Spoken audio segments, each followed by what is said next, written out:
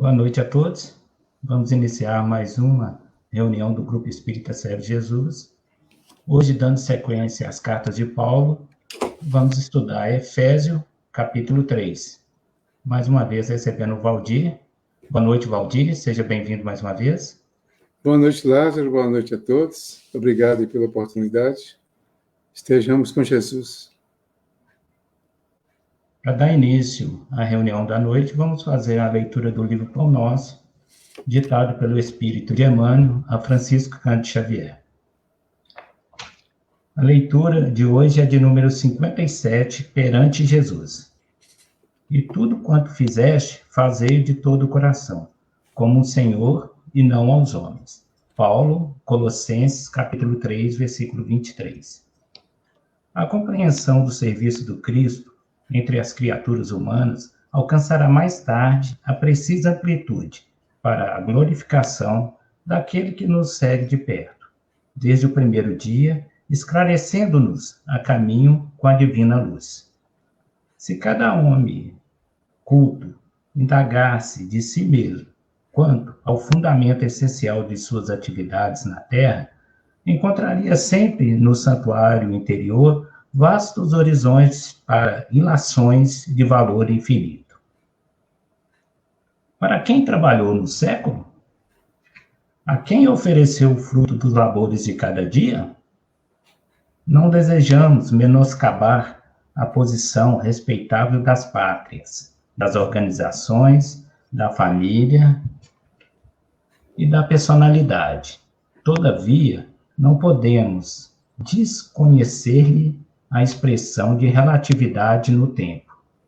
No transcurso dos anos, as fronteiras se modificam, as leis evolucionam, o grupo doméstico se renova e o homem se eleva para os destinos sempre mais altos.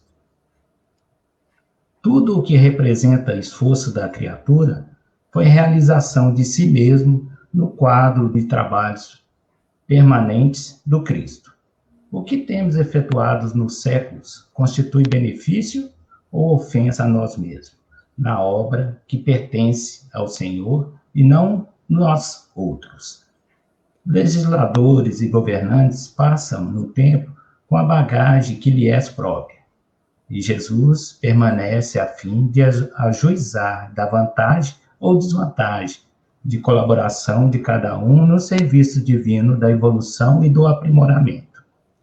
Administração e obediência, responsabilidades de traçar e seguir são apenas subdivisões da mordomia conferida pelo Senhor aos tutelados.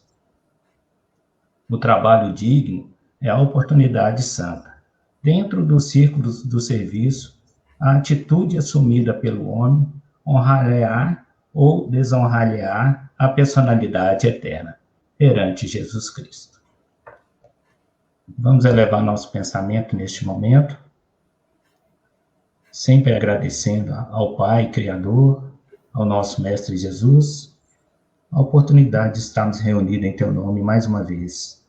Que possamos acalmar nossos corações, abrir nossa mente, para que possamos refletir sobre o Teu Evangelho, sobre os ensinamentos que serão trazidos nessa noite, para que a gente possa nos fortalecer e ter sabedoria para a nossa caminhada do dia a dia. Que a paz e a luz do nosso Mestre estejam com todos nós, hoje e sempre. Que assim seja. Valdir, passo a palavra para você. Fique à vontade. Obrigado. Então, boa noite a todos. Vamos agradecer a Jesus a oportunidade e pedir as luzes, as bênçãos dele para o nosso estudo de hoje. Nós vamos continuar estamos estudando as cartas do Paulo.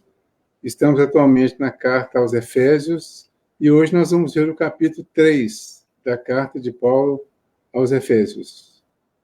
É importante lembrar também, como eu disse semana passada, a gente está no mês da Bíblia. Então, o mês da Bíblia é um mês de incentivo à leitura da Bíblia. É um mês da gente lembrar de fazer alguns estudos a respeito da Bíblia. E esse estudo que nós estamos fazendo das cartas do Paulo é um estudo bíblico, que a gente tira diretamente da Bíblia.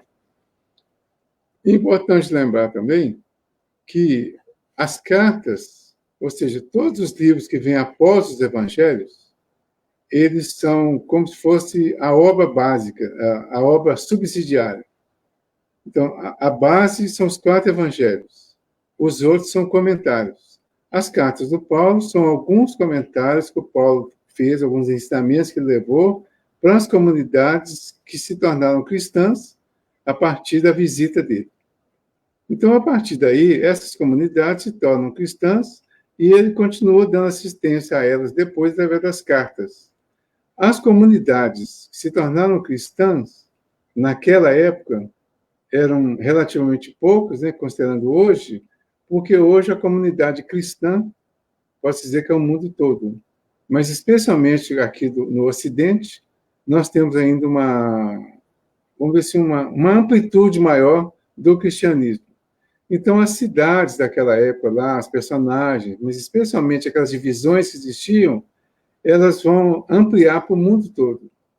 Então, todos os efésios, os romanos, os gálatas e todos os outros a quem ele se dirigiu, hoje estão distribuídos em todas as outras cidades e comunidades do mundo, especialmente do nosso mundo. O ensinamento, então, precisa ser importante para todos nós. Daí a importância da leitura da Bíblia e do estudo, inclusive, considerando e comparando um ensinamento de um livro com o outro, para a gente fazer os fechamentos. Então, hoje, com essa carta do Paulo aos Efésios, nós vamos ver o que ele falou para os Efésios. Mas os Efésios, hoje, somos todos nós também dentro da nossa necessidade de rever algumas coisas que estão nesse ensinamento que ele passou para eles. Então, no capítulo 3, o subtítulo da Bíblia de Jerusalém é Paulo, ministro do mistério de Cristo. Por essa razão, eu, Paulo, o prisioneiro de Cristo por amor de vós, os gentios, certamente sabeis da dispensação da graça de Deus que me foi dada a vosso respeito. Por uma revelação, me foi dado a conhecer o mistério, como atrás vos expus sumariamente. Lendo-me, podeis compreender a percepção que eu tenho do mistério de Cristo. Às gerações e aos homens do passado, ele não foi dado a conhecer como foi agora revelado aos seus santos apóstolos e profetas no Espírito. Os gentios são co-herdeiros, membros do mesmo corpo e co-participantes da promessa em Cristo Jesus por meio do Evangelho. Desse Evangelho, eu me tornei ministro, pelo dom da graça de Deus que me foi concedida pela cooperação do seu poder. A mim, o menor de todos os santos, me foi dada esta graça de anunciar aos gentios a insondável riqueza de Cristo e de pôr em luz a dispensação do mistério oculto desde os séculos em Deus, Criador de todas as coisas. Para dar graça a conhecer aos principados e às autoridades nas regiões celestes, por meio da Igreja, a multiforme sabedoria de Deus, segundo o desígnio preestabelecido desde a eternidade e realizado em Cristo Jesus, nosso Senhor, por quem ousamos chegar-nos a Deus confiantemente pela fé. Por isso, eu vos peço que não vos deixeis abater por causa das minhas tribulações por vós, o que para vós deve ser motivo de glória. E a partir do versículo 14, é uma segunda parte deste capítulo, ele fala a oração de Paulo.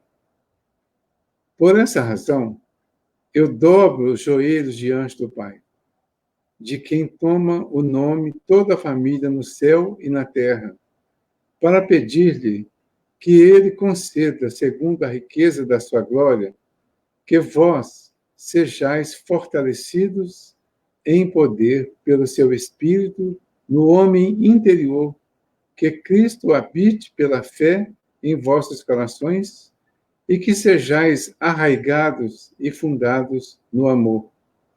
Assim tereis condições para compreender com todos os santos qual é a largura e o comprimento e a altura e a profundidade, e conhecer o amor de Cristo que excede a todo conhecimento, para que sejais plenificados com toda a plenitude de Deus.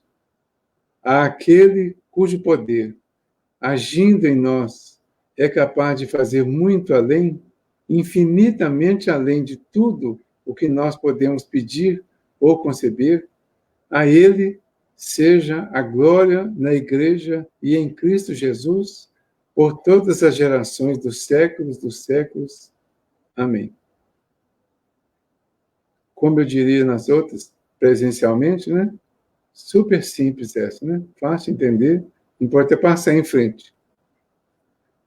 Mas vamos tentar entender mais profundamente e ver qual que é a lição que tem para nós.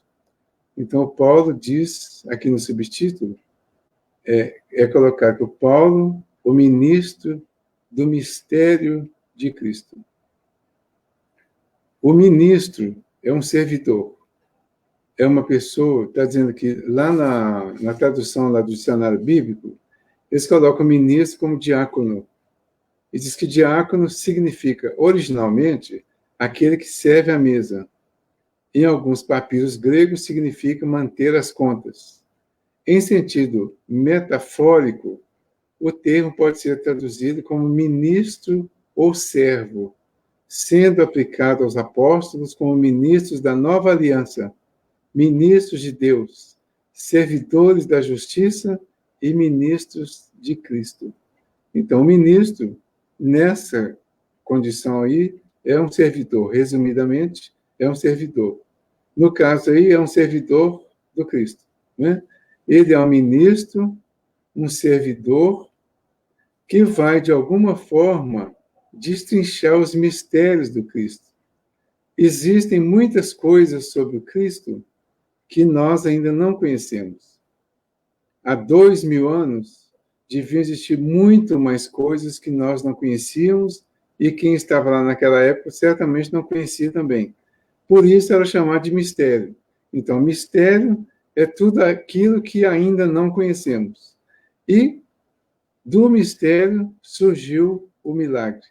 Então, muita coisa que as pessoas não conheciam e não conseguiam entender nem explicar, explicava com o milagre.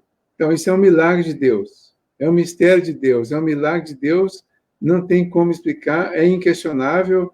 Se vem de Deus, é verdade, pronto. E daí atribuíram muitos milagres a Jesus.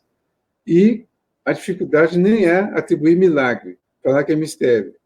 A dificuldade é que quando a ciência começou a desenvolver para mostrar e para explicar os milagres, os religiosos não queriam aceitar porque achavam melhor que os milagres ficassem misteriosos, né? Ou seja, que as coisas que aconteciam ficassem no mistério, como se isso fosse dar um poder maior. Acontece que quando ele fala do mistério do Cristo, o mistério de Cristo, Cristo é aquela individualidade que representa, de alguma forma, a individualidade que todos nós somos. Ou seja, todos nós somos Cristo. Cristo, Messias, escolhido e outros títulos dados, está se referindo ao Espírito, que todos nós somos e que o Espiritismo tratou dessa forma de Espírito. Então, todas essas expressões estão se referindo a isso que era oculto, que era misterioso.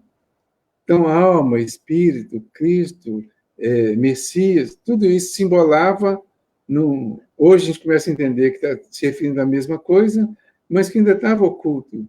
Que se hoje nós somos bastante materialistas, naquele tempo, com certeza, éramos muito mais.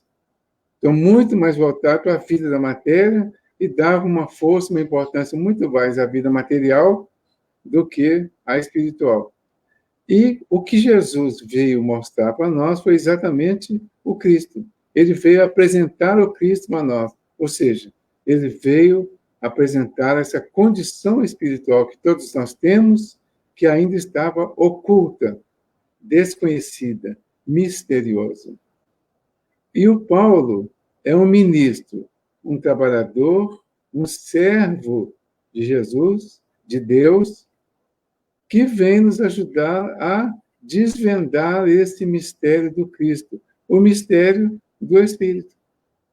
Quando nós entendemos essa questão do mistério do Espírito nós somos, e passamos a viver de acordo com esse ensinamento, a nossa vida tende a ficar mais espiritualizada e certamente melhor, porque nós vamos viver muito mais a vida espiritual do que a material.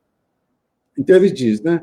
Por essa razão, eu, Paulo, o prisioneiro de Cristo, por amor de vós, os gentios, certamente sabeis da dispensação da graça de Deus que me foi dada a vosso respeito. Então, Paulo, ele se posiciona, algumas vezes é usada essa expressão, né? Prisioneiro de Cristo. Mas é um prisioneiro, vamos dizer assim, voluntário, né? Ele teve aquele convite lá no deserto, quando ia lá perseguir lá o pessoal em Damasco. A partir dali, ele desenvolveu uma consciência da outra realidade de Jesus e do Cristo, que ele não tinha visto ainda, por isso ele perseguiu os cristãos.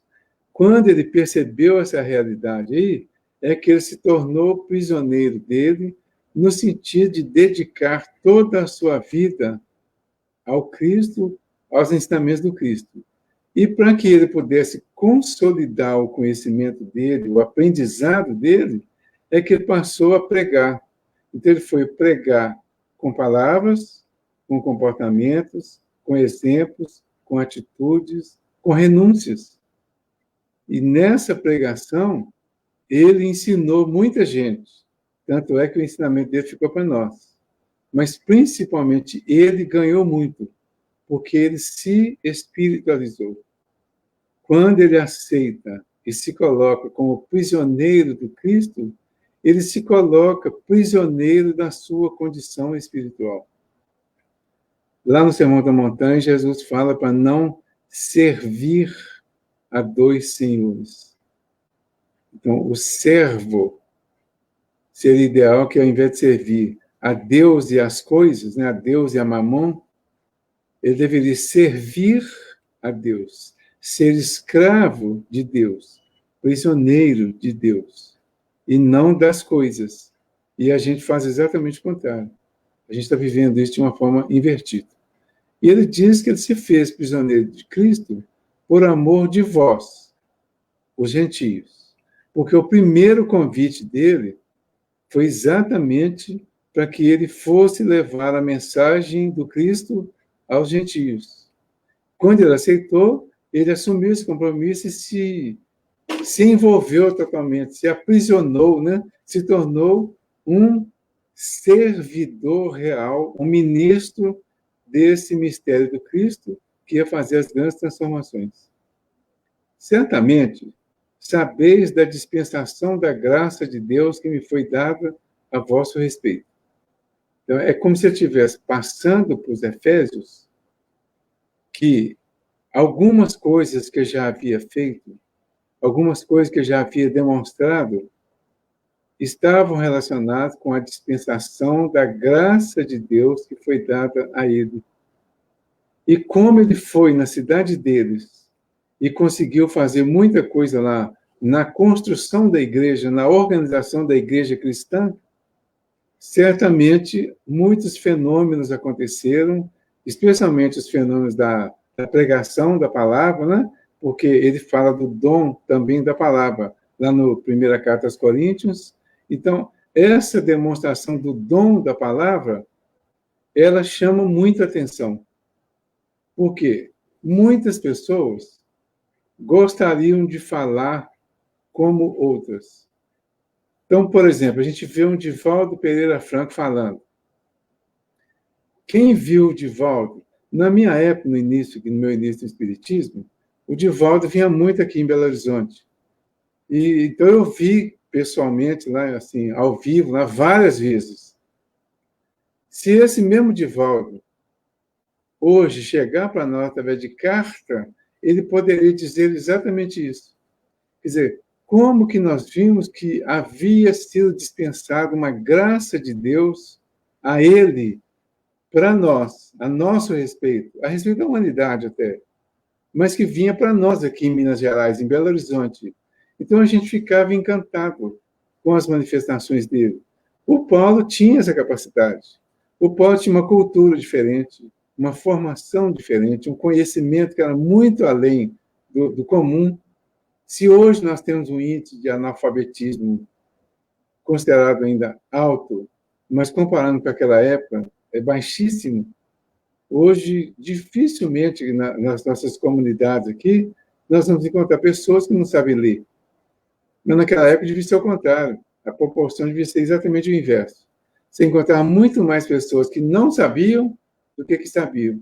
Então, quem sabia já tinha, assim, um certo privilégio. O Paulo era considerado doutor da lei, né? Porque ele era lá do Sinédrio, ele era fariseu. Os fariseus normalmente vinham de famílias poderosas, famílias ricas, e que tinham recursos para conseguir estudar. Então, ele sabia ler, sabia escrever, sabia falar. Quem conseguia falar de Deus, de Jesus, com aquela facilidade que ele falava, certamente ia ser percebido como alguém enviado de Deus. Como nós hoje, só usando a comparação, do caso de Val, por exemplo, e de muitos outros que a gente vê falando de Deus, falando da mensagem do Evangelho, de uma forma que fica todo mundo encantado.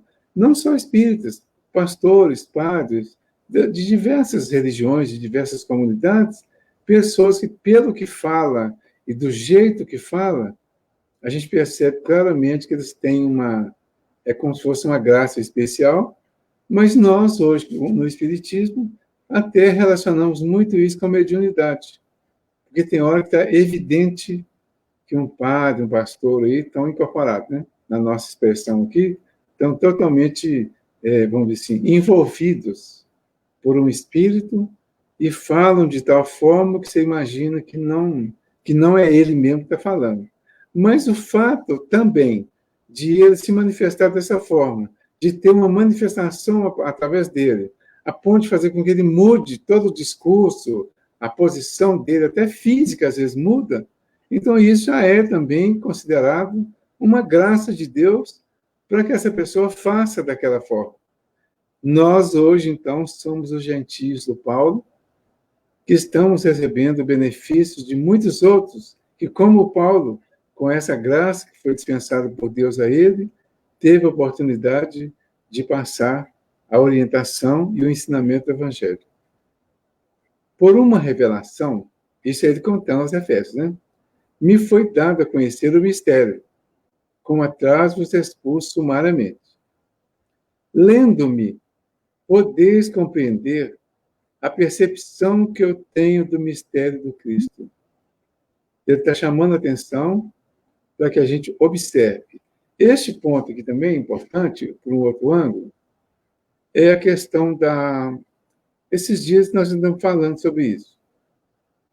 Falando sobre a obsessão, principalmente, porque às vezes fica muito difícil você identificar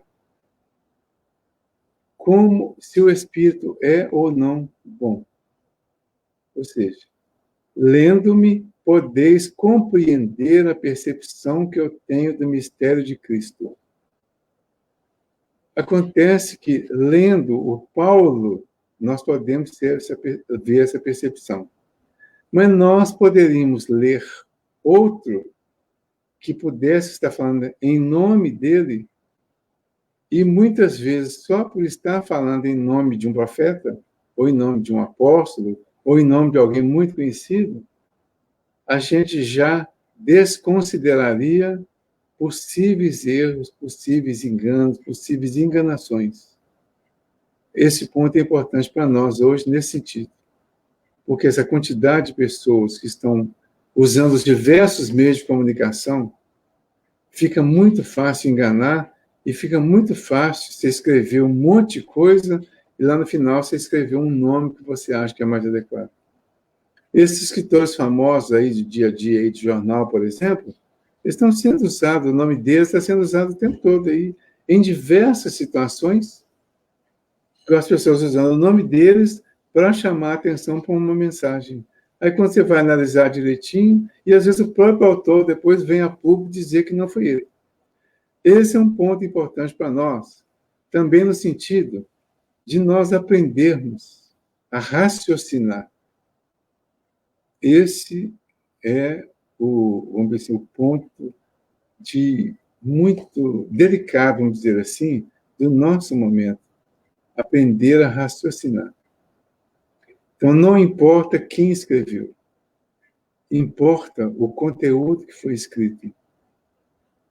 Mas, ainda que o conteúdo pareça muito bom, é preciso observar se o conteúdo que parece bom é realmente bom, e isso a partir de uma interpretação que só terá realmente sentido se ela for feita com uma lógica.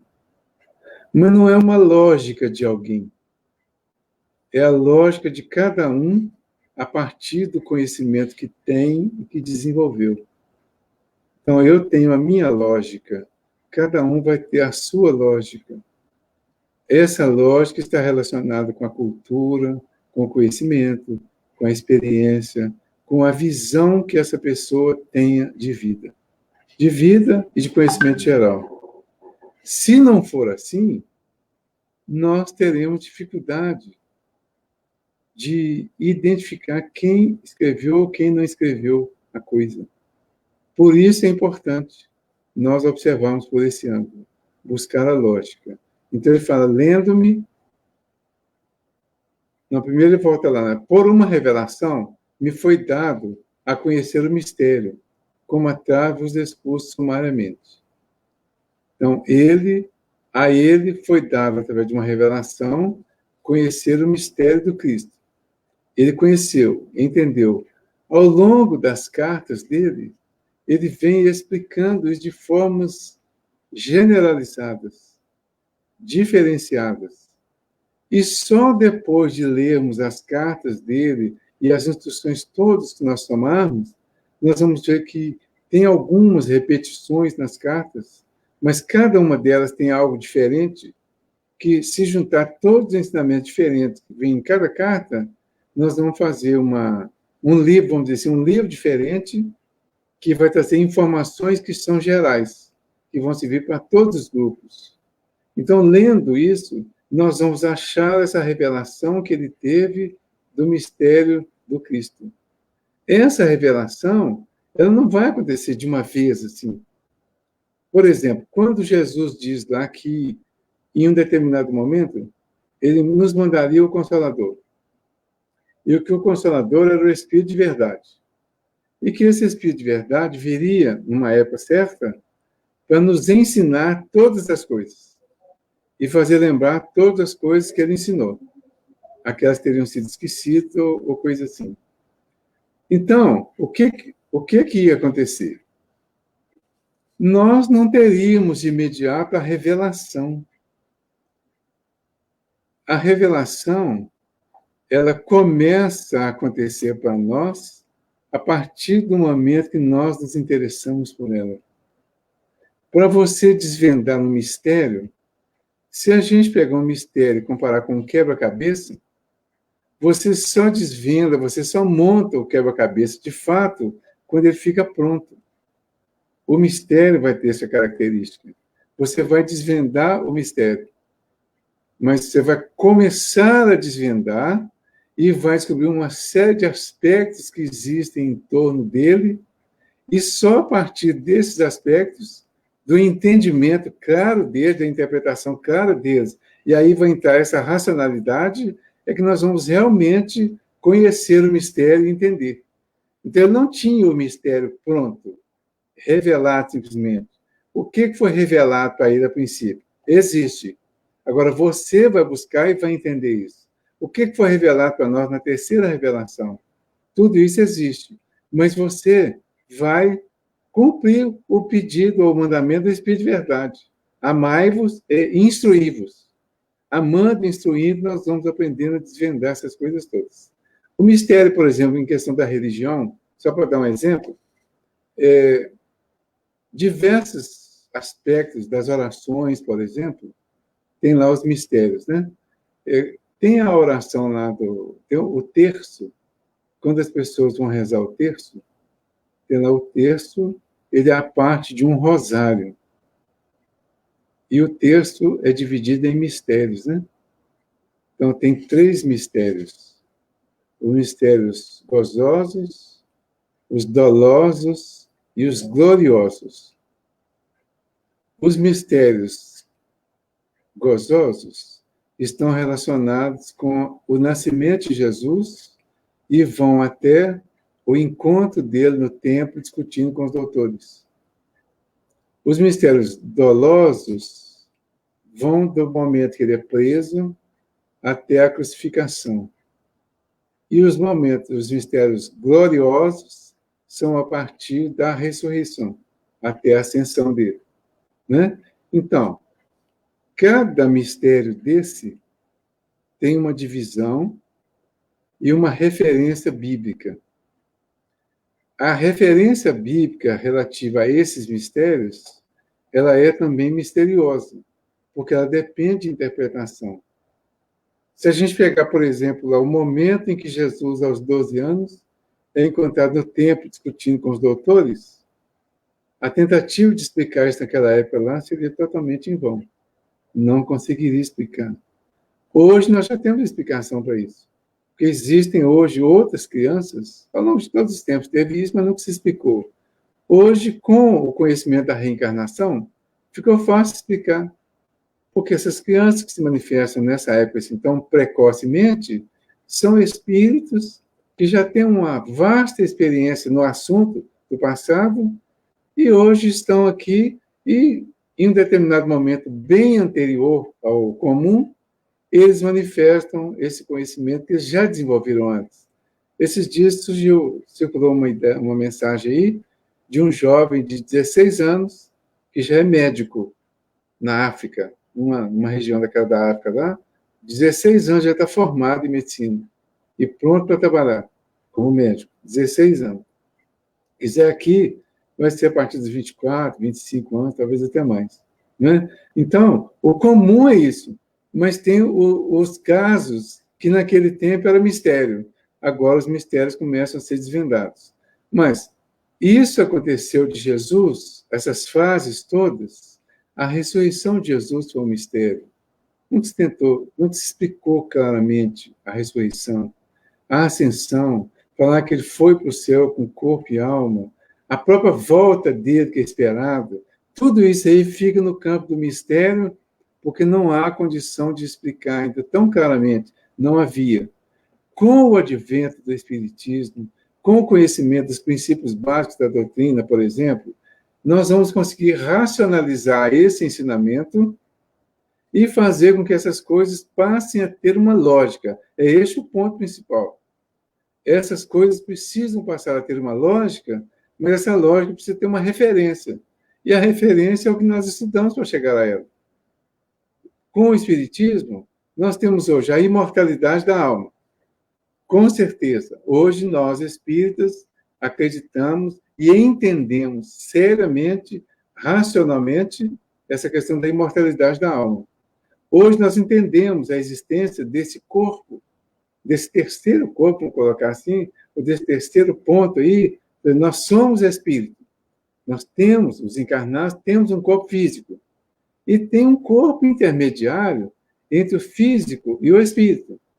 Esse corpo intermediário, que a gente chama aqui de perispírito, porque ele envolve o espírito, esse corpo, ele permanece vivo depois que o corpo físico morre. E como ele tem o mesmo formato do corpo físico, quando alguém morre e aparece depois, aparece normalmente com o mesmo formato que usou no último corpo aqui da existência da Terra.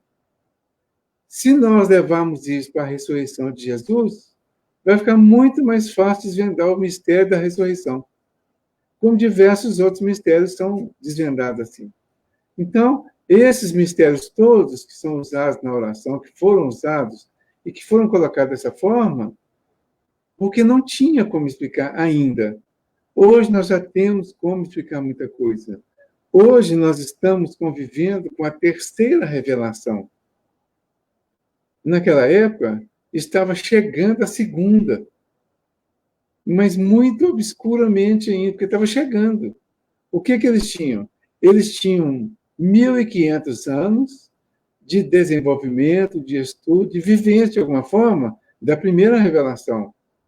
Mas ela estava sendo vivida naquele momento que Jesus chegou, inclusive com os erros, os enganos que foram acrescentados na interpretação dela, que fazia parte do aprendizado. Quando Jesus vem, ele muda a forma de visão e de interpretação do Antigo Testamento e da primeira revelação. Mas ele não nega a lei e não nega a relação de fato.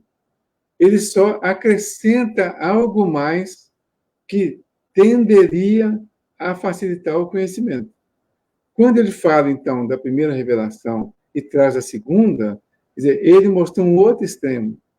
Era a justiça, agora ele mostra o amor lá no outro extremo. E diz, por saber que existia um espaço muito grande entre uma coisa e outra, ele diz que mandaria um outro Consolador, que nos ensinaria todas as coisas. Então, no momento certo, vem o Consolador, trazendo o Espírito de verdade. Um Espírito de verdade. Como seria um Espírito de bondade, um Espírito de caridade, um Espírito de maldade? Mas é um Espírito de verdade. É um momento, é um comportamento, é uma situação em que a verdade será buscada de uma forma mais intensa e mais direta. Então, esse Espírito de verdade, ele vem nos conduzir à busca da verdade. Não nega também as revelações anteriores, nem a lei que foi trazida pelo Moisés, e muito menos o amor que foi trazido por Jesus. Mas o que ele faz? Ele vem, como Paulo, ajudar a desvendar alguns mistérios que ficaram nesse intervalo entre um e outro. Então, é isso que a gente está buscando fazer hoje. O Paulo revelou um pouco, mas muito pouco, porque estava na mesma época, praticamente. Nós estamos 2.000 anos na frente. Já passaram 2.000 anos. Então, hoje, nós temos condições de revelar, de desvendar muitos mistérios que o Paulo não tinha desvelado ainda. Mas ele diz, lendo-me, podeis compreender a percepção que eu tenho do mistério de Cristo. Então, se lermos o Paulo, nós vamos ter a percepção do mistério do Cristo. Mas, se lermos o que veio depois dele, especialmente nessa terceira revelação, nós vamos compreender mais ainda o que veio relativo ao ministério do Cristo. Às gerações e aos homens do passado, ele não foi dado a conhecer, como foi agora revelado aos seus santos apóstolos e profetas no Espírito. Então, olha só a sequência, né? Às gerações e aos homens do passado, ele, o Cristo, não foi dado a conhecer como estava sendo naquele momento. Porque o Cristo era o Messias que estava sendo esperado pelos judeus, que foi prometido e pregado de alguma forma durante todo o Antigo Testamento. Mas ele é revelado a partir do momento do batismo de Jesus, ele é revelado ao João, de uma certa forma, através do João. Porque naquele momento ali, quando ele vem para ser batizado, tem aquela voz que se materializa, né? E tem aquela nuvem, vamos dizer, aquela imagem que vai materializar, e que foi vista lá, aquela imagem da pomba, e a pomba passou a ser o símbolo dessa imagem aí, mas a voz foi a que fez a diferença. Porque a voz falou, este é o meu filho amado, em quem me comprazo. Então, ali, ele estava revelando a chegada do Cristo, a chegada do Messias que estava sendo esperado. Mas os homens das gerações passadas não compreenderam isso com essa intensidade. Por isso, uma boa parte dos judeus, que era, de uma certa forma, o povo escolhido, não aceitou Jesus. que vinha trazer o Cristo, mas não foi aceito porque ele não tinha as características físicas que eles gostariam que ele tivesse. Então, eles o recusaram, mas ficou aí. O princípio do mistério começou a ser revelado.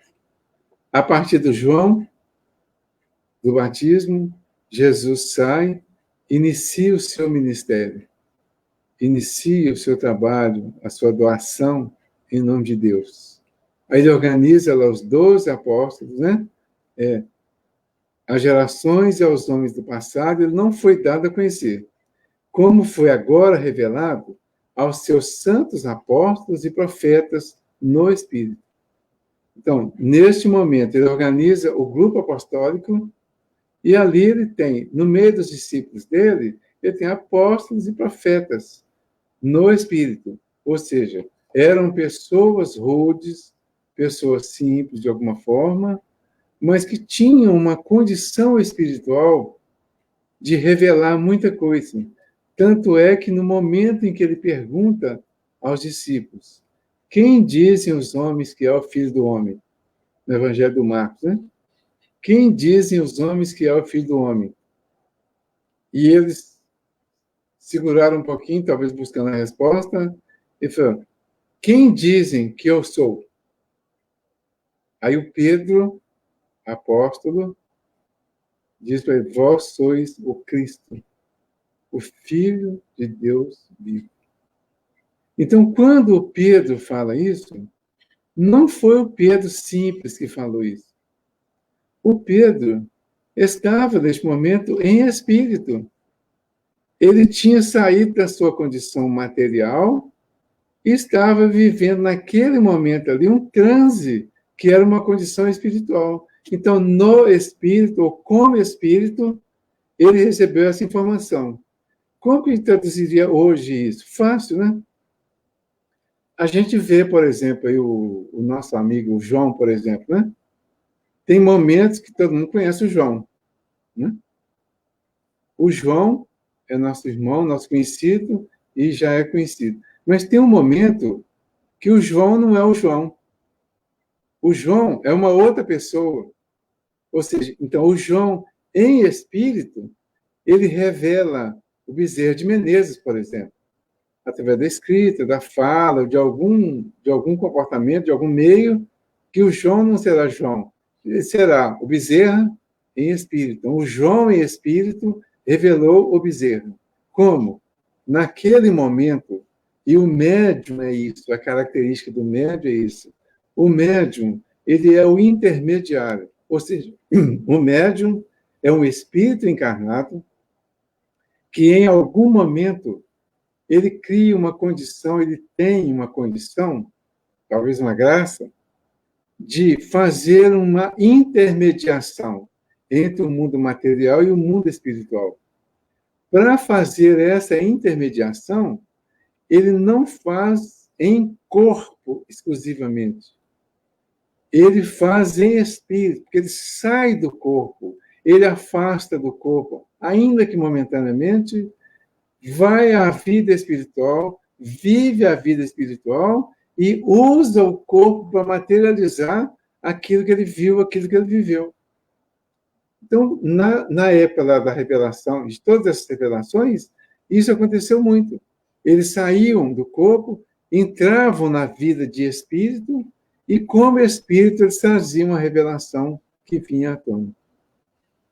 Aí ele continua, né? Os gentios são co-herdeiros, membros do mesmo corpo e coparticipantes da promessa em Cristo Jesus por meio do Evangelho. Os gentios eram, antes do Paulo, considerados os bárbaros, os afastados, os discriminados até. Então, todos aqueles que não tinham um comportamento, uma crença baseada nas religiões da época, eles eram considerados gentios, independente de onde moravam, independente de onde estavam, e eram, de uma certa forma, afastados e discriminados. Aí o Paulo coloca agora que eles são co-herdeiros, que são membros do mesmo corpo e co-participantes, ou seja, também participantes, também herdeiros, também participantes da promessa em Cristo Jesus por meio do Evangelho. A promessa em Cristo Jesus por meio do Evangelho é a promessa, é a afirmação, é o aviso de que existe um reino dos céus. E que todos nós vamos encontrar esse reino dos céus, que ele está, na verdade, muito próximo de nós. E que o reino dos céus, ele não estaria só à altura de alguns, por causa de algumas características, que ele estava à altura de todos, porque esse é o reino que todos vamos encontrar. Independente da nossa condição, independente do que nós já fizemos, independente do que nós estamos fazendo, independente de qualquer tipo de diferença, ou separação, ou discriminação que exista na Terra, todos somos também herdeiros desse mesmo corpo e também participantes dessa promessa. Porque todos somos Cristo em desenvolvimento, mesmo que ainda não tenhamos essa consciência ou esse conhecimento, e por isso hajamos completamente contrário ao que seria ser cristão, mas ainda assim todos estamos sujeitos e merecedores dessa promessa, que é a promessa que está no Evangelho. O Evangelho é a boa nova. A palavra Evangelho, né? Boa nova, significa boa nova, a boa mensagem, a boa notícia que ele veio trazer para nós. O reino dos céus existe. O reino do bem, do amor, da paz, da sabedoria, o reino da perfeição existe. Nós vamos construir esse reino a partir de agora, a partir desse entendimento, com as nossas atitudes.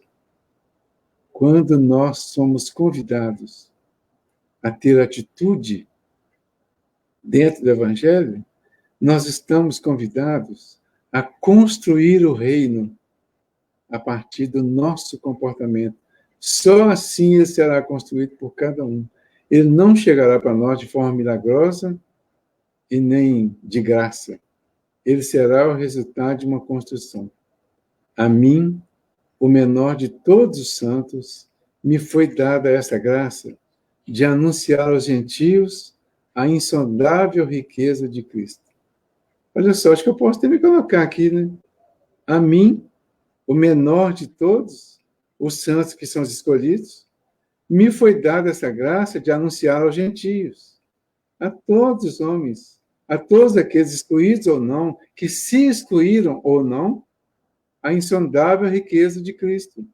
Ou seja, o que é que nós estamos fazendo, pregando o Evangelho, explicando o Evangelho, buscando o conhecimento do Evangelho?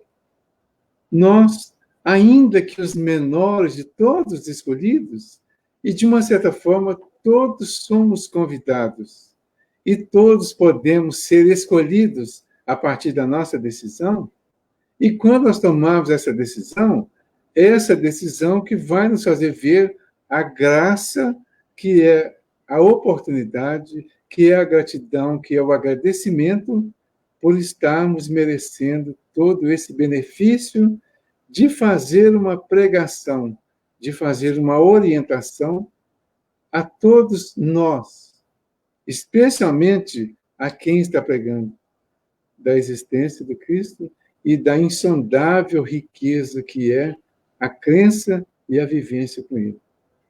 E de pôr em luz a dispensação do mistério oculto desde os séculos em Deus, Criador de todas as coisas, para dar agora a conhecer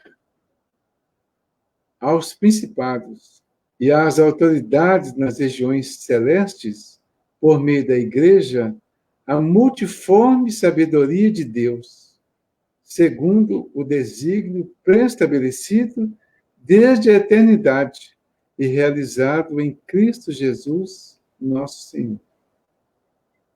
Então, aqui nós vamos vendo vamos dizer, uma sequência de demonstração do que é que está sendo esse ministério do Paulo. E qual deverá ser o nosso ministério? Quer dizer, como podemos ser ministros também Se considerarmos que o ministro é o servidor, todos nós estamos em condições de ser ministros, servidores, explicadores, orientadores, vivenciadores da mensagem do Cristo. Basta que cada um de nós decida fazer isso. E é importante que a gente decida. A decisão será nossa. Segundo o desígnio pré-estabelecido desde a eternidade e realizado em Cristo Jesus, nosso Senhor, por quem ousamos chegar-nos a Deus confiantemente pela fé. Então, o desígnio foi pré-estabelecido desde a eternidade. Talvez nós, os religiosos, especialmente ele fala que por meio da igreja, né? Nós, os religiosos, nós desenvolvemos um hábito, uma crença, um costume, talvez até um ensinamento, de colocar um mistério muito grande nas informações. Quer dizer, é mais um tipo de mistério, né? Então, fica assim, durante muito tempo, tinha algumas pessoas que tinham a capacidade de fazer as pregações e de fazer as explicações e os esclarecimentos. Com o tempo, isso foi ampliando um pouco. Nós temos uma época, inclusive, e ainda está um pouco presente isso, que as mulheres não tinham nenhuma ação na igreja. As mulheres não faziam nada na igreja, era proibido, né? Com o tempo, isso aí foi melhorando, foi ampliando, mas nós ainda temos hoje alguns tipos de discriminação. Nós temos grupos, por exemplo, de evangélicos que não aceitam a presença de Maria, a mãe de Jesus, porque muitos deles ainda estão ligados na questão da hereditariedade de Jesus, na genealogia, e lá só tem nomes de homens. Então, os homens eram os líderes, eram os principais, eram os cabeças. O próprio Paulo vai falar do homem aqui como cabeça da igreja, como Cristo, mas ele vai dar uma explicação diferente. Então, vamos chegar lá nessa carta mesmo. Então, a gente vai vendo que existia muita discriminação, muita situação assim. Com o tempo, a gente vai quebrando isso. Se a gente pegar a organização da igreja, e vai ver que a igreja tem uma hierarquia. Quer dizer, a autoridade máxima da igreja é o Papa, mas em torno dele tem os cardeais. Aí, depois dos cardeais, vem numa hierarquia lá de bispo, arcebispo, eu não sei qual que é a sequência certa, até chegar nos padres que estão bem no início. Então, tem toda uma hierarquia. Então, só dentro dessa hierarquia, as pessoas saíam pregando o evangelho. Com o tempo, vem a reforma protestante.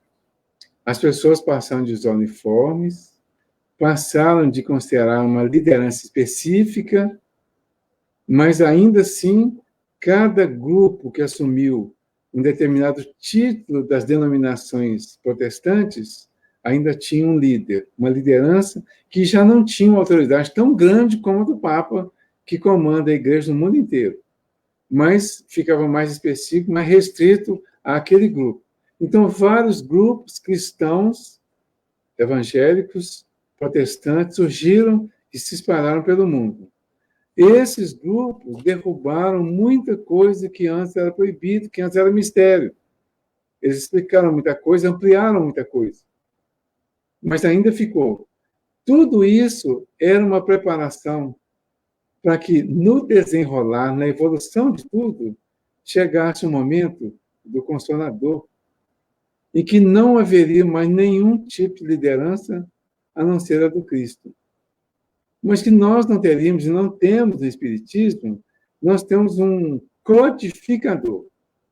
Então, a referência do Espiritismo, vamos dizer assim, a referência teórica do Espiritismo está no Kardec. Mas o Kardec não tem nenhuma autoridade de domínio, de determinação sobre os espíritas. Mesmo que ele tenha sido chamado de Papa, ele não assumiu, não concordou com isso e não se posicionou em momento algum como Papa do Espiritismo ou como Papa no sentido de autoridade máxima de uma religião. O Espiritismo foi organizado de tal forma que as pessoas entenderiam claramente que elas não precisariam de uma liderança específica, que seria muito bom que muitas pessoas estudassem e explicassem mais amplamente o Evangelho nessa visão espírita, mas que não era para ter uma hierarquia onde determinadas pessoas mandariam na doutrina e mandariam ordens para lá e para cá. Isso ampliou. Mas quando isso ampliou nesse sentido, ampliou também a responsabilidade de todos nós. Porque hoje, cada um de nós fica cada vez mais ciente da responsabilidade que tem como cristão de fazer a sua parte na pregação do Evangelho. Para si, primeiro e principalmente, e para pequenos grupos que estão nas suas comunidades, que estão à sua volta. Isso retira a obrigatoriedade da Igreja X, a obrigatoriedade de ouvir a pessoa X como líder e como responsável e como autoridade máxima, e divide a autoridade entre todos nós e nos traz uma responsabilidade muito maior, que é a responsabilidade de levar a mensagem do Evangelho por onde passarmos, com a palavra, com a vivência, com o ensinamento, com a explicação. Então, o Paulo iniciou isso de alguma forma, mas era muito recente. Isso que o Paulo iniciou lá, de sair pregando o Evangelho, sem assumir liderança, inclusive, mas ele era respeitado, como todos aqueles que pregam, que dirigem as casas espíritas, por exemplo, têm esse respeito relativo a este momento que ele está vivendo. Mas, daí uns dias sai, quase que cai no esquecimento, no sentido de o presidente da casa. Então, eu tenho certeza que lá no cantinho hoje, poucas pessoas sabem que eu fui presidente da casa. Nenhuma pessoa hoje se dirige a mim como ex-presidente da casa ou como presidente, como se eu ainda fosse. Porque hoje as pessoas estão procurando conhecimento, esclarecimento, e estamos procurando saber qual é a nossa responsabilidade nesse sentido. Por isso, eu vos peço, não vos deixeis abater por causa das minhas tribulações por vós, o que para vós deve ser motivo de glória. Olha só essa finalização do Paulo aqui, nessa primeira parte. Ele pede aos Efésios que não se deixem abater com as dificuldades que ele está vivendo. Ele, Paulo, o líder, está vivendo.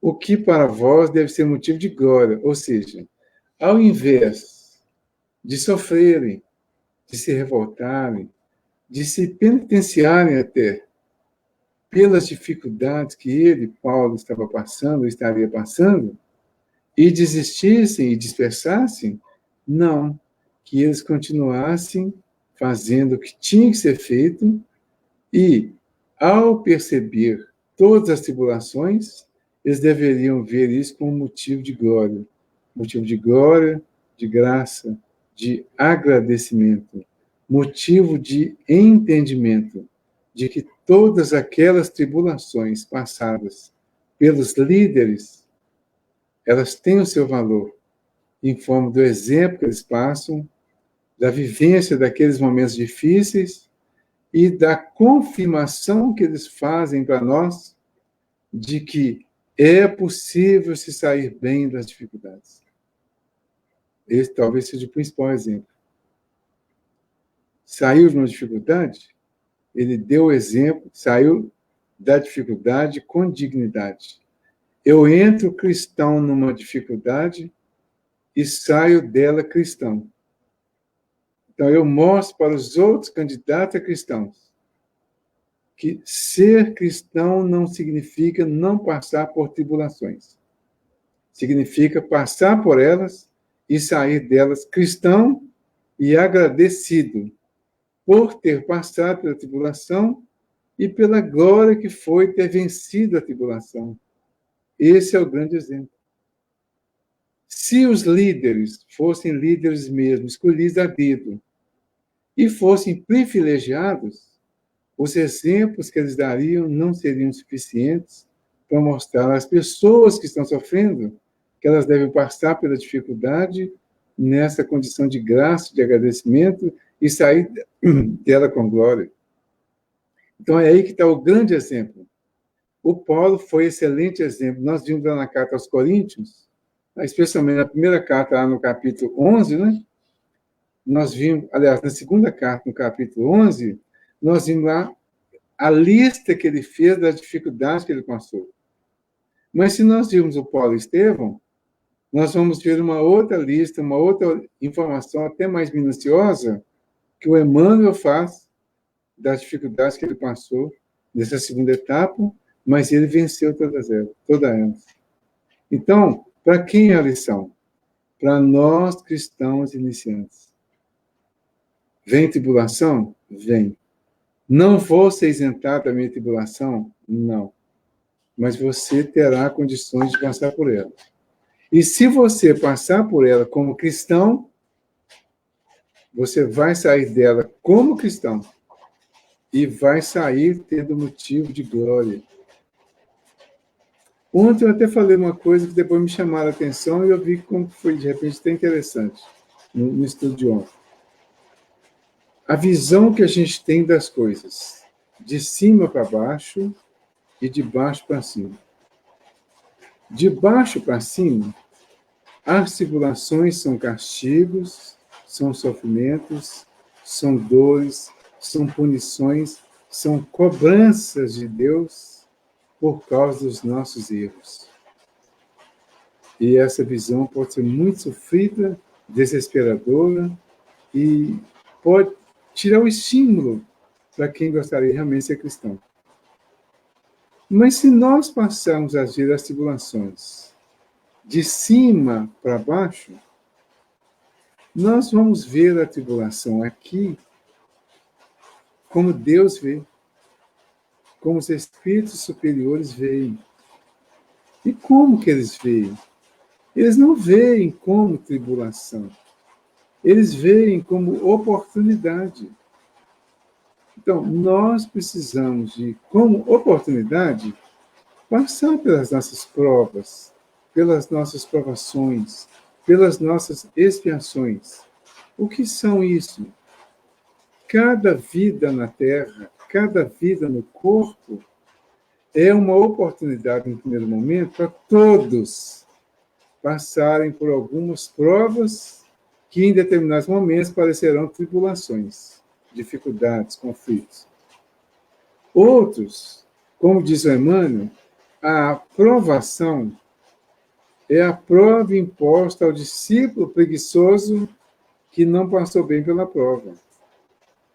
Então, ele vai ter a prova de novo para repassar, agora com algumas dificuldades que são inerentes à construção que ele fez no primeiro momento. Mas quando ele, ao passar pela prova, ele se desvia dela através de algum tipo de crime contra a lei divina em geral, ele vai ter que resolver isso de uma certa forma obrigatoriamente. É a expiação. Então, a expiação para nós foi vista como castigo pelo pecado. Para Deus, é visto como uma oportunidade para você se desfazer do pecado, do erro, do engano. Então, a visão divina dessas coisas é muito maior. Com a visão divina, nós vamos sair da tribulação dando motivo, vendo nela motivo de glória, de agradecimento, de graça, de presença divina. Nessa visão de baixo para cima, nós vamos sair dela horrorizados porque fomos castigados, que fomos prejudicados, fomos maltratados, que Deus não foi misericordioso comigo, porque permitiu acontecer determinadas coisas que eu acho que não deveriam ter acontecido. E aí vai. Aí o Paulo, na continuação, a partir do versículo 14, ele chamou de oração de Paulo. Então aí, a partir dessa motivo de glória, ele vai colocar o quê? Como que ele representa o motivo de glória? Por essa razão, ou seja, por considerar que a tribulação é um motivo de glória, ele diz, por essa razão, eu dobro os joelhos diante do Pai. Ele pode dobrar os joelhos físicos, de fato, e ajoelhar mesmo, mas ele pode dobrar os joelhos mentalmente. Porque o importante não é dobrar o joelho físico, é ele se humilhar diante do Pai. Ele se posicionar humildemente diante do Pai, sentindo e sabendo que o que aconteceu havia uma razão de ser, e coloca, por essa razão, eu dobro os joelhos diante do Pai, de quem toma o nome toda a família, no céu e na terra. Não é assim que nós estamos vendo o Pai? Não é nós, toda a família, no céu e na terra, não usamos o nome do Pai? Jesus ensinou a dizer Pai Nosso. Então, toda a família, toda pessoa, todo grupo, toda a comunidade cristã, Jesus ensinou que quando for orar, para se dirigir ao Pai. Não é ao Pai que está nos céus, né? Pai Nosso. Pai meu e Pai de todos aqueles com quem eu convivo. Pai Nosso que está no céu e na terra.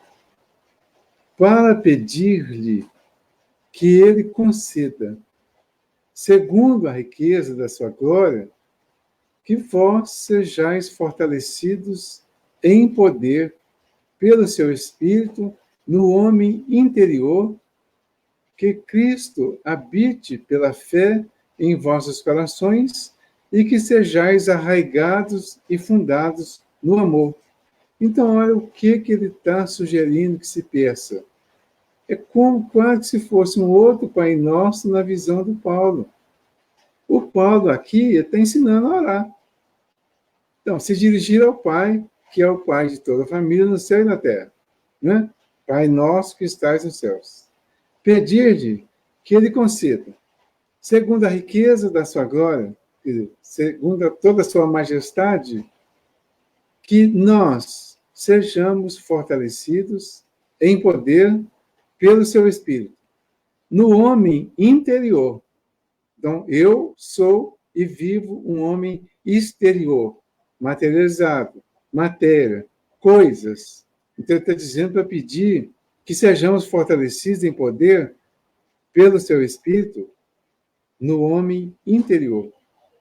Que Cristo habite pela fé em nossos corações e que sejamos arraigados e fundados no amor. Ele está pedindo a nossa conscientização de homens espirituais, que nós consigamos fortalecer a nossa fé, a fé em nossos corações, em nossos sentimentos, e que essa fé que desenvolve os nossos sentimentos seja fundada no amor, que é o sentimento maior, o sentimento máximo. É a oração que o Paulo está ensinando para nós. Assim, tereis condições para compreender com todos os santos qual é a largura e o comprimento e a altura e a profundidade e conhecer o amor de Cristo, que excede a todo conhecimento, para que sejais plenificados com toda a plenitude de Deus. Então, quando a nossa oração é dirigida a Deus, enfatizando a necessidade da nossa conscientização da realidade espiritual, pedindo que o Cristo habite pela fé em nossos corações. O Cristo não é o Espírito? Então, pedir pelo seu Espírito no homem interior é pedir para que o Cristo se desenvolva em nós, no nosso homem interior. Então, o Cristo passa a ser uma realidade para nós interiormente, porque exteriormente ainda estamos vivendo a condição material, e ela é necessária. Então, eu sou Espírito, interiormente Cristo, pela fé, pela crença que eu já estou desenvolvendo nesse sentido. Essa fé está no meu coração. o coração é muitas vezes representado como o símbolo da mente, na verdade. Né? É no coração que é a sede dos sentimentos. Mas o desenvolvimento, a evolução disso é na mente, é no raciocínio lógico. A fé que o Espiritismo traz para nós, é a fé raciocinada, ela vai acontecer mentalmente. Nós vamos aprender a desenvolver um raciocínio lógico para entender a fé e fazer com que a fé seja realmente positiva, seja inabalável. Essa fé inabalável em nossos corações, ela será arraigada e fundada no amor. Mas, para que essa fé exista dessa forma, eu preciso, inclusive, entender o amor. Vocês já viram que eu estou sempre repetindo, insistindo e sugerindo a leitura do item 8 do capítulo 11 do Evangelho segundo o Espiritismo? Capítulo 11, amai ao próximo como a ti mesmo. O item 8 chama a lei de amor. E ele começa dizendo que o amor resume a doutrina de Jesus toda inteira. Porque o amor é o sentimento elevado à altura do progresso feito. E aí ele faz uma evolução da nossa, vamos dizer, dessa centelha de entendimento e de sentimento, até que essa centelha se torne um sentimento maior, que será esse que vai ser divulgado, fundado e vivido na nossa intimidade, e que será o amor maior que teremos em nós mesmos e pelos outros. Então ele diz que, no princípio, o homem só tem instinto. Quem age instintivamente está mais na condição do animal do que do hominal que nós já somos. Mas, no princípio, como saímos do animal e entramos no racional, em princípio, nós temos muito mais lembrança do anterior do que o posterior, do que o futuro. Porque o anterior já foi vivido. E o posterior está sendo construído a partir de agora. Então, a partir de agora, a partir dessa consciência, eu começo a construir esse amor maior. Antes de ter esse conhecimento, eu não tinha como construir, porque eu não sabia.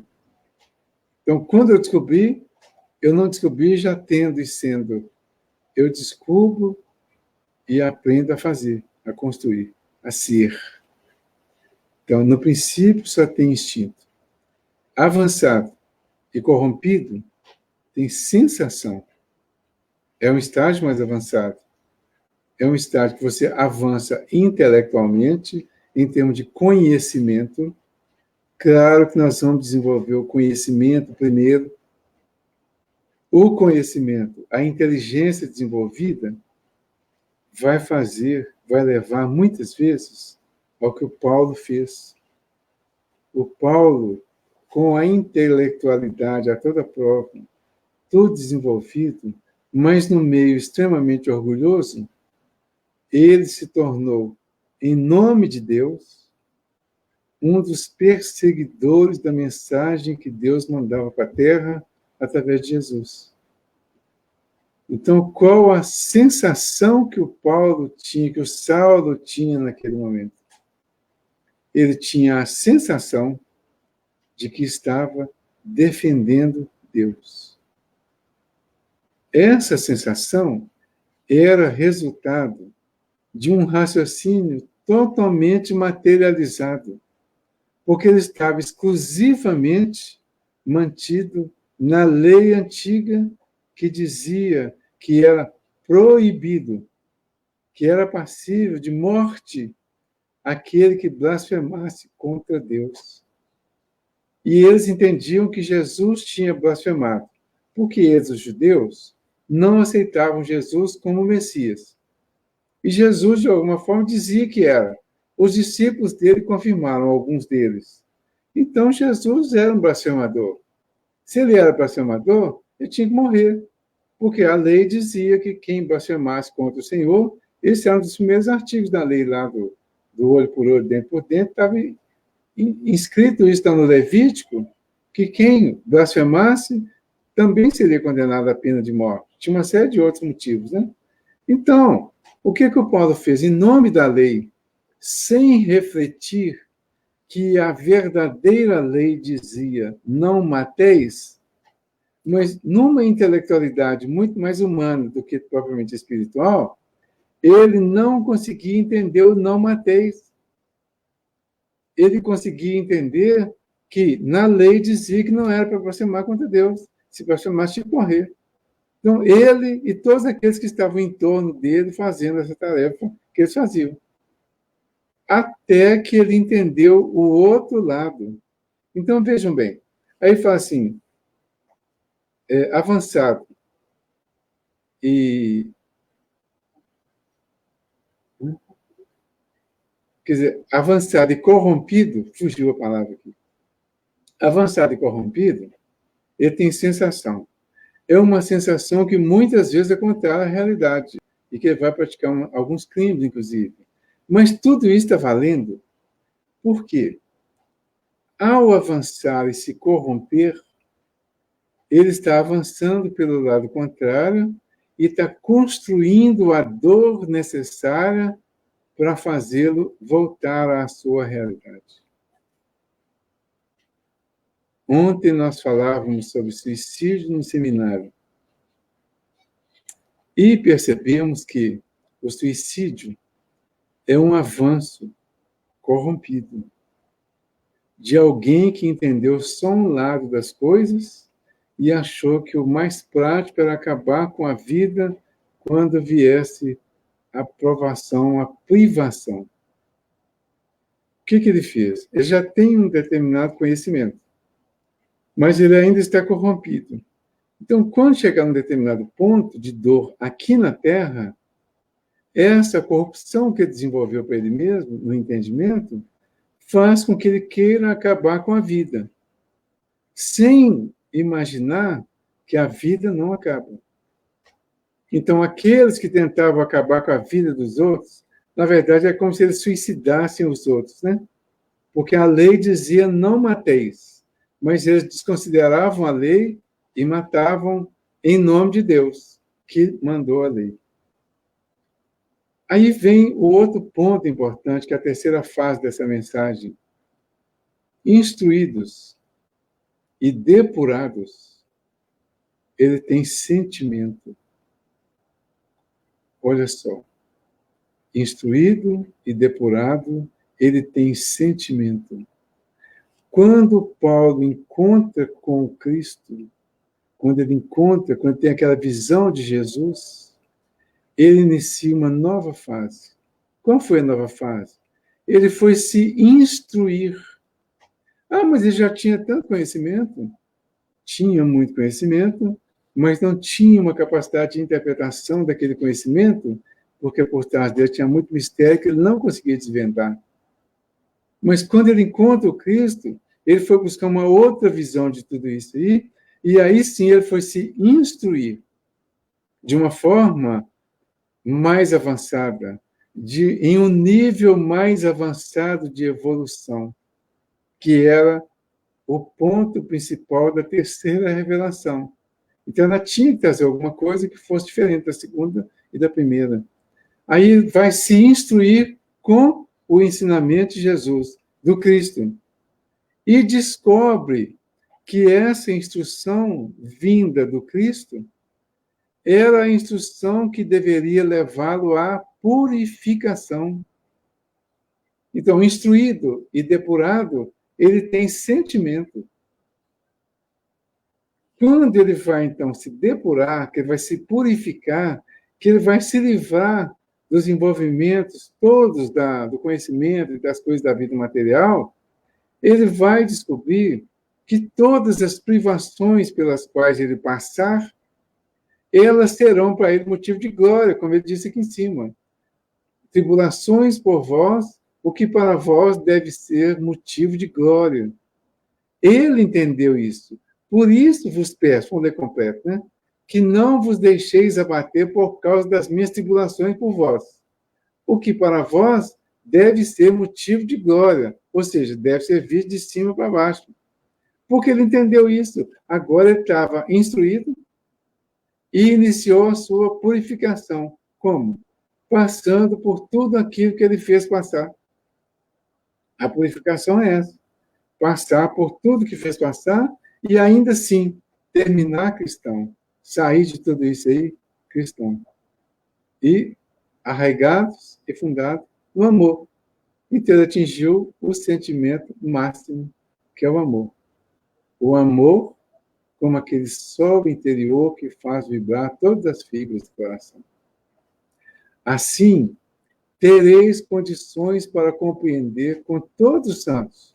Os santos sempre dá para a gente colocar como os escolhidos, qual é a largura e o comprimento e a altura e a profundidade. Olha só, ele fala de medidas, né? Medidas de espaço. Ele usa uma figura, uma forma geométrica, né?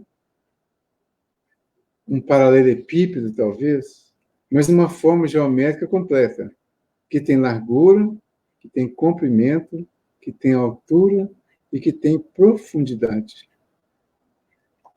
Assim tereis condições para compreender. Então, buscando esse amor e buscando essa instrução e buscando o amor através da purificação, nós vamos entender quais são as verdadeiras dimensões do ensinamento do Cristo. E conhecer o amor de Cristo que excede a todo conhecimento, para que sejais plenificados com toda a plenitude de Deus. Jesus nos convida não a ir a Ele, né? Ele convida a ir ao Cristo. É o versículo 48, é o último versículo do capítulo 5 do Evangelho do Mateus. O 48. Portanto, sede perfeitos, como perfeito é o Pai Celestial. Ele não falou ele falou do Pai Celestial. Conhecer o amor de Cristo que excede a todo conhecimento que nós temos. Para que sejais planificados com toda a plenitude de Deus. Então, o amor de Cristo já é muito grande, que excede a todo conhecimento que nós temos aqui, mas ainda é menor do que o amor de Deus.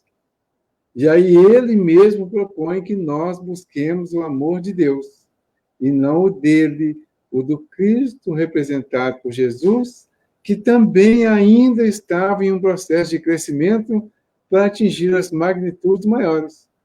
Mas, neste momento, ele está aqui conosco, sendo o nosso guia, nosso líder, o responsável pela evolução nossa aqui. Ele está conduzindo o nosso planeta como governador e está passando a experiência, o exemplo, o conhecimento dele para nós, para que nós atinjamos o que ele atingiu. Mas ele propõe que busquemos ao Pai, a Deus, que é muito maior.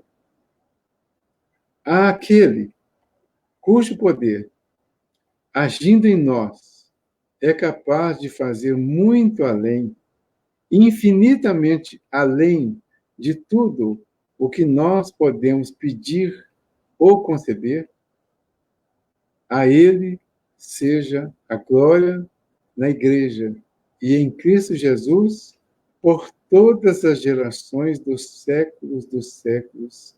Amém. Olha que final interessante. Ele finaliza a carta aqui no versículo 20 e 21, nos versículos 20 e 21, e resume tudo, né? Aquele cujo poder, agindo em nós, é capaz de fazer muito além, infinitamente além de tudo o que nós podemos pedir ou conceber. A Deus, que tem o poder agindo em nós, que é capaz de fazer muito além, infinitamente além do que nós podemos pedir e conceber. Então, ele sugere que nós peçamos aquelas coisas que ele falou mais para cima. Que a gente peça força, que a gente peça entendimento, que a gente peça coragem, e que essa coragem esteja embasada numa fé que se torne cada vez mais racional, mais raciocinada. E que essa fé cada vez mais racional e mais raciocinada possa nos levar ao amor de Deus. O amor que ainda não estamos em condições de compreender nem de conceber. Por quê? Ele transcende todos os nossos conhecimentos. Nós temos como referência, o Cristo, Jesus. Mas ainda ele nós temos muitas dificuldades para compreender. Então, que na busca da compreensão, nós façamos o melhor ao nosso alcance. Façamos o melhor de acordo com o nosso entendimento. Em nome dele, em nome do conhecimento que ele deixou para nós, pela vivência principalmente. Em nome da vivência de todos esses que, como Paulo e muitos outros apóstolos, discípulos, profetas, deixaram vivências e experiências para nós. Então, em nome deles, que nós busquemos esse conhecimento, esse poder, que é infinitamente além de tudo que nós podemos pedir ou conceber. A ele seja a glória na igreja e em Cristo Jesus, por todas as gerações dos séculos. Amém. Que nós possamos finalizar tudo agradecendo sempre, agradecendo, dando graças por todas as oportunidades que nós temos. Nós vamos chegar a um nível de entendimento que tudo que nos acontece será motivo de gratidão, de agradecimento, de entendimento. Este momento será aquele em que nós passamos a olhar para a vida e para as coisas e para as pessoas de cima para baixo. Nós passaremos a ter uma visão divina das coisas. E quando virmos alguém atingindo um extremo, nós vamos dar graças, porque esse extremo, em termos de uma visão criminosa aqui na Terra, por exemplo, poderá ser o ponto máximo de queda daquele espírito, daquele agora cristão. Nós vimos ontem, comentamos, o final do livro Memórias de Suicida, ele está falando, o Camilo está falando da próxima reencarnação dele. O que aconteceu com ele? Ele chegou lá no extremo, no ponto máximo de baixo, segundo ele, pelo suicídio. Mas agora, ele voltou ao plano espiritual, se preparou, treinou, aprendeu. E se prepara para nascer de novo. Então, a preparação, o aprendizado todo que ele pegou no plano espiritual agora, depois desse suicídio, pode ser o resultado positivo desse suicídio. Porque esse ponto extremo, esse fundo do poço, como muita gente diz, pode ser realmente o fundo do poço. Porque a partir do fundo ele não tem como afundar mais. Agora ele só tem como crescer. E foi aqui, nesse fundo do poço, que é a Terra, que Jesus veio um dia e nos convidou a ir com ele. Todo aquele que quiser vir após mim, negue-se a si mesmo. Negue as suas crenças, as suas verdades, ao seu orgulho, ao seu egoísmo e a todas as suas dificuldades. Nega tudo isso. Ergue a sua cruz e segue-me. E aí nós vamos chegar lá. Muito obrigado. Jesus ilumine, abençoe a todos nós. E no próximo mês estaremos com o capítulo 4 da carta de Paulo aos Efésios. E quem sabe já presencialmente, né? Então, vamos aguardar. e vamos pedir a Jesus que o melhor seja feito por todos nós. Obrigado, boa noite a todos. Lembrando, Valdir, que o próximo encontro será no mês de outubro, no dia 11, segundo domingo de outubro, nós daremos sequência às cartas de Paulo em Efésios, capítulo 4. Ok. Gostaria de agradecer. Eu que gostaria de agradecer, em nome do Grupo Espírita Servo de Jesus, mais uma vez, Valdir, por estar à frente do estudo, pelas reflexões da noite. Eu que agradeço. Obrigado a todos. Também gostaria de deixar o convite também para a próxima reunião, que vai acontecer na próxima quarta-feira, dentro da campanha do Setembro Amarelo, pela conscientização e valorização da vida. Vai ser no dia 23/9, né? O horário de 20 às 21 horas, próxima quarta, e o tema Depressão e Suicídio, doença da alma. O expositor será o Samuel Cardoso. Já deixo o convite aqui a todos. Neste momento, então, vamos fazer a prece, finalizando o trabalho da noite, a reunião, agradecendo a todos pela presença, pedindo e elevando o nosso pensamento a Deus, infinita bondade, ao nosso Mestre Jesus, a equipe espiritual do Grupo Espírita Servo Jesus, que amparou e orientou a todos nessa noite, o nosso expositor, agradecendo sempre a oportunidade de estarmos estudando o Evangelho do nosso Mestre Jesus, pedindo a Deus que possa amparar a todos neste planeta, especialmente aqueles que se encontram enfermos, encarcerados, aqueles que se encontram no asilos, que possam receber neste momento a suavidade do amor, o amparo da equipe espiritual, que possa atender a todos neste momento. Que a paz e a luz do nosso Mestre estejam sempre com todos. Que assim seja. Sim, seja. Boa noite a todos. Até a próxima. Boa noite, tudo de bom para todos aí, viu? Até a próxima, né?